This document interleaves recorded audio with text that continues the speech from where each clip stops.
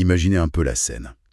Un homme rentre chez lui après une longue journée de travail, il ouvre le courrier, et là, choc total. Ne me dites pas une facture énorme. Voilà, une facture de téléphone de 1500 shekels. Donc évidemment, la tension monte direct.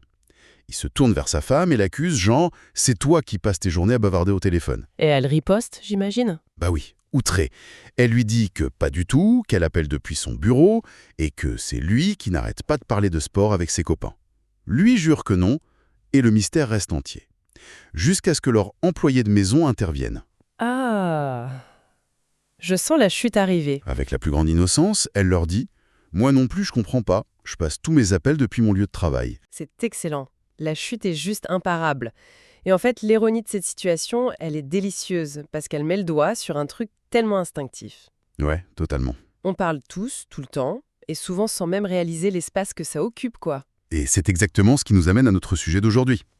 On va faire une plongée dans des sources assez fascinantes. On a des enseignements hassidiques séculaires, comme le Tanya, des écrits de Maïmonide, et même des anecdotes historiques plus modernes. C'est un programme chargé. Oui, parce que notre mission avec cette exploration, c'est de comprendre un concept profond, la sainteté de la parole, ce qu'on appelle le Kedushat Hadebour. On veut voir comment ces traditions expliquent le passage de cet exil du bavardage incessant vers une véritable liberté, une parole qui a du sens. Et pour bien démarrer cette analyse, je pense qu'il faut être très honnête. Le pitpet, c'est le mot hébreu pour le bavardage. C'est super agréable. Franchement, oui. Refaire le monde à la machine à café, c'est la base. Exactement. Discuter des voisins, s'écharper sur la politique, c'est un vrai ciment social. Mais la tradition juive qu'on étudie aujourd'hui, elle apporte une perspective hyper différente. Elle dit que chaque mot a une masse, une substance. Une substance, genre, ça disparaît pas juste dans l'air. Pas du tout. Les textes expliquent que les mots s'accrochent littéralement à la structure de l'âme humaine. Waouh, c'est lourd à porter comme image. Parce que je veux dire, on a tous tendance à se dire que si on dit rien de méchant, bah c'est neutre, non? C'est ce qu'on croit, oui. Mais en lisant nos sources, j'ai vu que même les devarim betelim, c'est-à-dire les paroles futiles, complètement permises et sans aucune malice, bah elles ont un poids réel. En fait, la philosophie hassidique fait une distinction chirurgicale ici. Le Tanya explique que ces mots futiles ont besoin d'un nettoyage spirituel spécifique, le kaif hakela. Le kaif akela, ça se traduit comment concrètement? Imaginez une fronde. D'accord, l'arme de jet. Ouais. Quand on fait tourner une pierre dans une fronde, elle est projetée violemment d'un extrême à l'autre, sans jamais s'ancrer. C'est la métaphore pour le bavardage. L'âme se retrouve ballottée, sans pouvoir ni couler, ni s'élever. Ah ouais, et j'imagine que pour les mots vraiment destructeurs, le processus est bien pire. Oh, complètement. La médisance active, le fameux lachon hara, ça relève de la GN. C'est pas un lieu de torture avec des fourches, hein. C'est un concept de nettoyage spirituel hyper intense. Pour brûler une corruption plus profonde, c'est ça? Voilà. Et pour structurer tout ça, Maïmonide a divisé la parole en 5 catégories. Il y a la parole obligatoire, comme la prière, la parole interdite, comme la calomnie, la parole aimée, comme la poésie, et la parole permise pour nos besoins. D'accord, ça fait 4. Et la 5e? La 5e, c'est le discours rejeté. Les histoires de la foule, les potins sans fin qui construisent rien du tout. Mais attends, c'est là que je bloque un peu. Je comprends la gravité de la médisance. Mais si je raconte juste à un collègue que le voisin a acheté une voiture rouge, je fais de mal à personne? C'est inoffensif en apparence, oui. Mais elle draine doucement la batterie sans qu'on s'en rende compte. Le bavardage, c'est pareil, hein. Un drainage silencieux de notre batterie spirituelle. Ah, mais cette analogie avec la rame du téléphone, elle est parfaite. C'est une saturation du système. Mais pour comprendre pourquoi c'est si sérieux, il faut regarder l'histoire de Myriam et Moïse. La sœur de Moïse, Voilà. celle qui l'a sauvé sur le Nil. Oui. Un jour, Myriam a une conversation avec Aaron, leur frère. Elle fait une remarque sur la séparation de Moïse et de sa femme. Et de ce que j'ai lu, elle avait aucune mauvaise intention, elle s'inquiétait juste, non? Exactement. Aucune malice. Elle s'est juste trompée en comparant le niveau de prophétie de Moïse au sien. C'était pas de la calomnie, juste une observation périphérique. Pourtant, la réaction divine a été immédiate. Elle a été frappée par la tsara, c'est ça? Ce qu'on traduit souvent, à tort, par la lèpre. Tout à fait. Mais c'est pas complètement disproportionné. Frapper une sœur aimante d'une maladie de peau pour une observation un peu mal calibrée? Ça paraît fou. Mais la réponse est dans la mécanique du langage. Le langage n'est pas passif. il actualise. Tant qu'une idée reste dans la tête, elle est amorphe, réversible. Je peux changer d'avis, quoi. Voilà, le cerveau gère. Mais quand on articule, la pensée franchit la frontière vers le réel. Prenez la colère. Si vous forcez le silence, ça redescend. Mais si vous commencez à crier, les mots jettent de l'huile sur le feu. Ah, je vois. Les mots valident d'émotions. Donc si on transpose ça au bavardage inoffensif, et quand je parle de futilité, je modèle mon cerveau à opérer sur une fréquence hyper superficielle. Vous sculptez votre réceptivité spirituelle, exactement. Si vous nourrissez votre esprit de vide, vous glissez facilement vers la vraie médisance, parce que le filtre a disparu. Donc la Tzarat, c'était pour contrer ce glissement, hein. Oui, c'était un système d'alarme physique. D'ailleurs, ça touchait pas la personne en premier. Ça commençait par des taches sur les murs de la maison. Sérieux? Les murs? Oui, et si la personne ignorait ça, ça passait aux vêtements. Et seulement à la fin, sur la peau. Donc c'était littéralement un feu de signalisation divin qui hurlait genre « arrête tout de suite, tu te détruis ». C'est exactement ça. Un mécanisme de miséricorde pour avertir avant que la corruption n'atteigne l'essence de la personne. Ce qui m'amène à un gros paradoxe.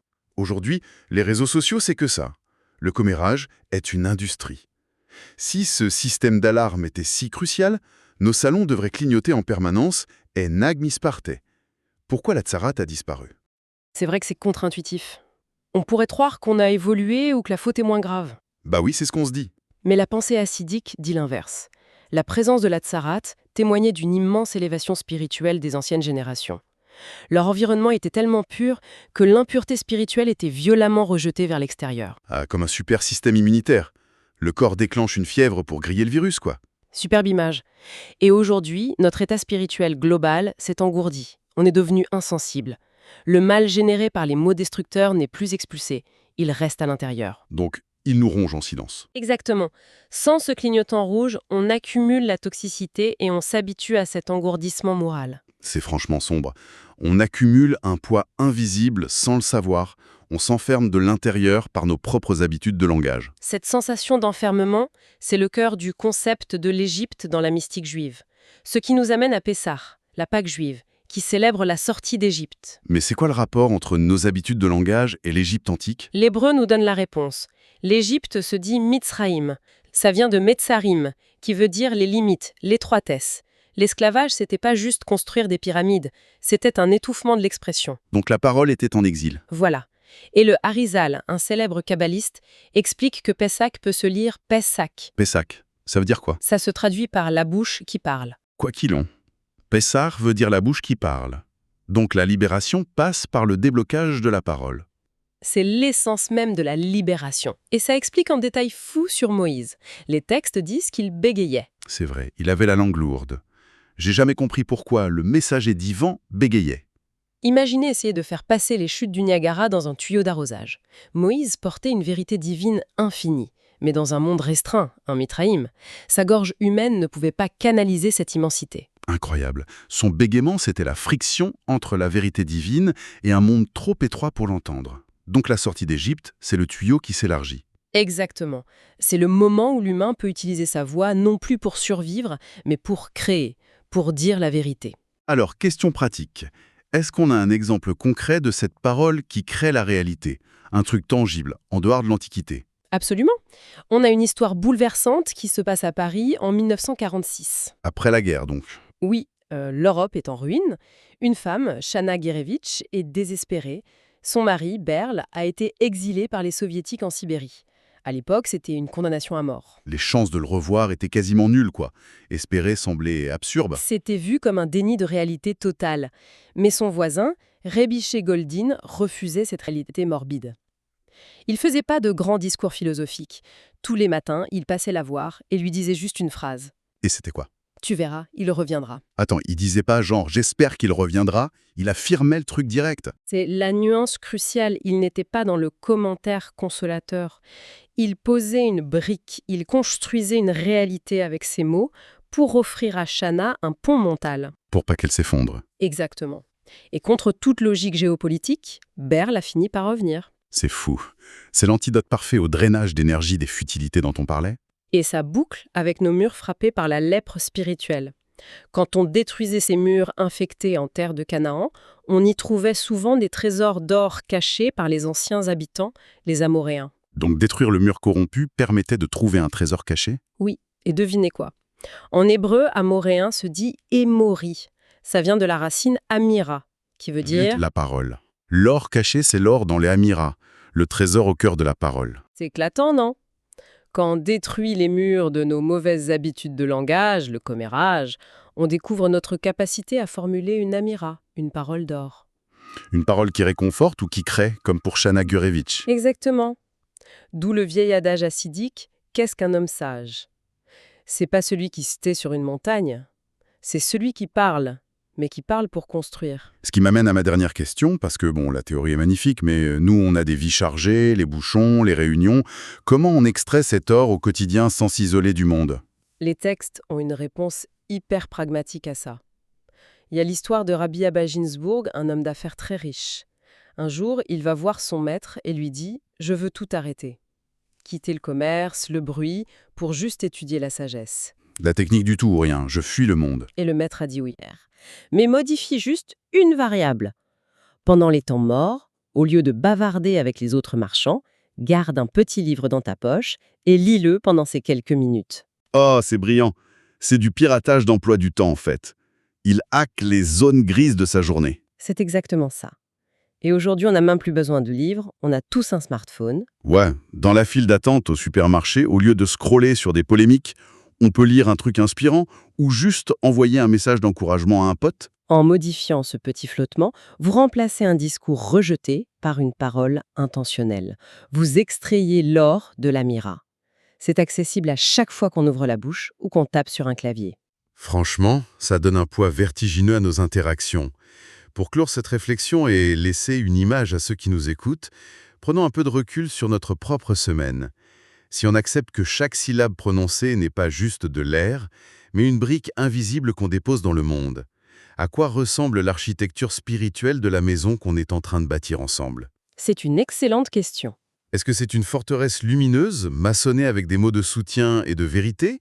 Ou bien on a construit une ruine instable, faite de cynisme et de futilité, qui va finir par s'effondrer? La réponse, et surtout les plans de nos futures constructions, ils sont juste là, sur le bout de notre langue.